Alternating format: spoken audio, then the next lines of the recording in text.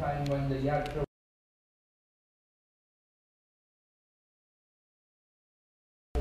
speeding times getting established, the previous person had not really set the right foundation for the movement at all, and there were so many problems. He worked tirelessly, visiting all the different places in Malaysia, going around meeting all the devotees and encouraging them, in his own very personal way, dealing with all the devotees.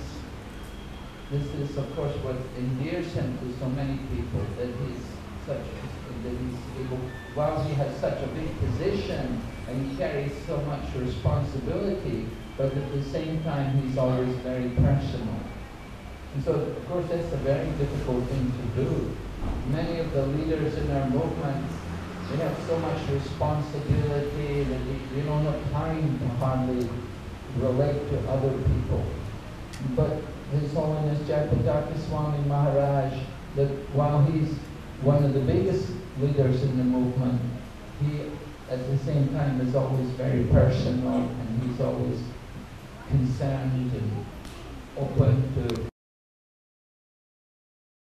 be with them, and to share experiences with them, and to joke with them. I really appreciate how Jayapataka Maharaj is able to engage so many devotees in Krishna's service at any time. You know, it's not an easy thing to think how to keep people engaged in Krishna's service. But Jayapataka Maharaj is able to do this very expertly. He can have any number of devotees with him, and he can keep them all engaged in Krishna's service. At the same time, wherever he goes, it's always Krishna consciousness, and there's always so much fun. When we go on parikram, you know, he'll always be with the devotees. Some take them swimming, to go in the Jalangi, and when you go in the Jalangi with them, it will be Krishna conscious. There will be no fooling around. It will be Krishna conscious games.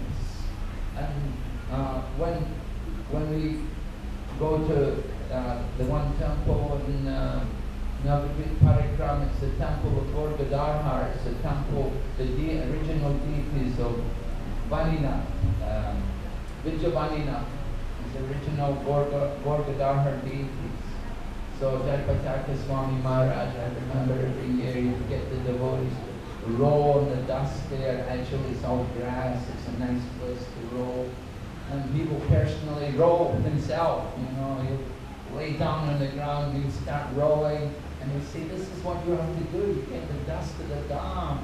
You know, in this way he'll inspire all the devotees to give up the bodily conception of life and take the dust of the Dham all over the body. He always likes to look after the welfare of devotees, make sure they're being cared for. He's always concerned. He will say, are you getting enough prasadam?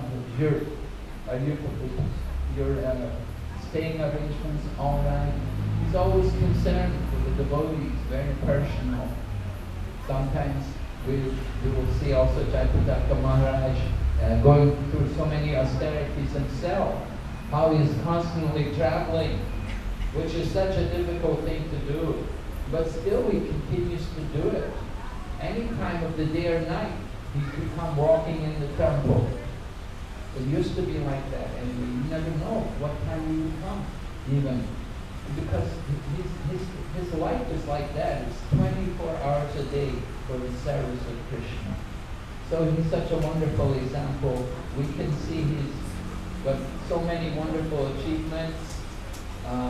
He's helped so many of us in our Krishna consciousness. When I wrote my offering to him this year, I was remembering how we went on these, we went to Langkawi.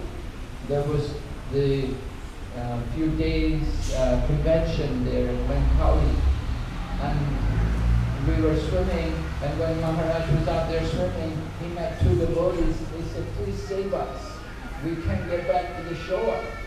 you know, sometimes when you go swimming at these islands, the current is very strong.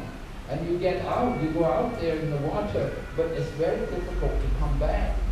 And so there were a couple of young devotees out there, and fortunately for them, Jayapataka Swami came out there and, you know, they pleaded with, they asked, please save us. We can't get back to the shore. And so he took one back, and then he came back, rescued the other one. Saved them both from the ocean of, you know, material existence. So I was thinking how, you know, that day he saved 2 souls, but actually he saved countless souls by his constant traveling and preaching, by his giving Krishna consciousness to everyone. And we can see also in Mayapur how Mayapur is developing, and why is it developing? It's really because of his presence there, that he brought many of the devotees there, and he will personally go house to house to visit every grihastha there. He'll go and visit them in their homes. He will go around each house and visit each of their homes, and, you know, just to meet them and spend some time with them. How are you doing? He has his bicycle. He had a bicycle there also. You know, he ride his bicycle around to go and meet the different devotees. And so it's just wonderful how he has dedicated his life. He's such a nice example for all of us. So today is a very nice day where we can express a small appreciation for him and all of his efforts to spread Krishna consciousness. And the best way we can repay him is by dedicating our own selves and trying to do our best to assist him in this mission of Krishna consciousness. If he sees us, if he sees that we're all working together, happily cooperating, trying to spread Krishna consciousness, then this will be his greatest pleasure. So we certainly hope that he will stay with us longer, because we need people like his caliber, are so rare, and we need these kind of leaders in the Krishna consciousness movement. We've already lost a few of our very important leaders, and we cannot bear to think that we would ever lose His Holiness Jayapataka Swami Maharaj. So, Srila Jayapataka Swami Maharaj ki Jai. His Holiness Swami Bhaktivedanta Swami Maharaj ki Jai.